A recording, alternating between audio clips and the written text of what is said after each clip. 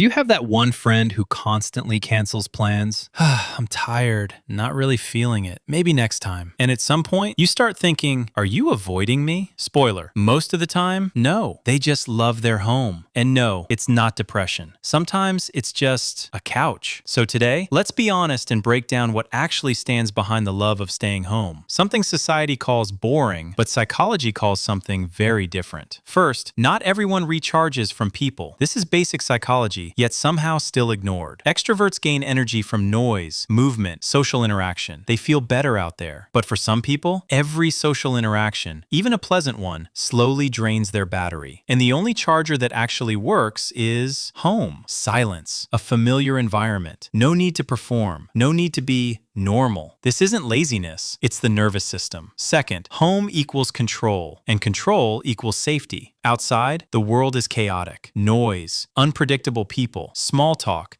where your answer doesn't matter because the other person is just waiting for their turn to speak. Plans that change at the last minute. At home, you control the lighting, the noise, the pace, the people, basically everything. For people with anxiety or high sensitivity, this isn't a luxury, it's how they avoid overload. Third, staying home doesn't mean doing nothing. This part is important. People who love being at home often think deeply, read, analyze, create, replay ideas in their head late at night. The best ideas rarely show up in a loud bar with background music. They show up in silence, on the couch, with tea, without external pressure. That's why people who enjoy solitude are often more creative and more introspective. Fourth, society massively overvalues being out. We're constantly sold the idea that if you're not somewhere, you're missing out. Parties, events, live your best life. But what if your version of a good life is a blanket, a comfort show, some snacks, and zero obligations? That's not sad, that's self-awareness. But let's be honest.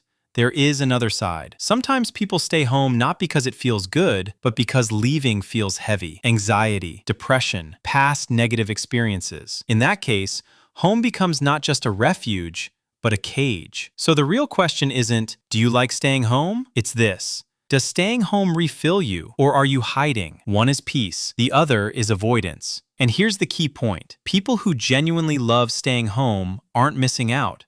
They're just living differently. They find joy in small rituals.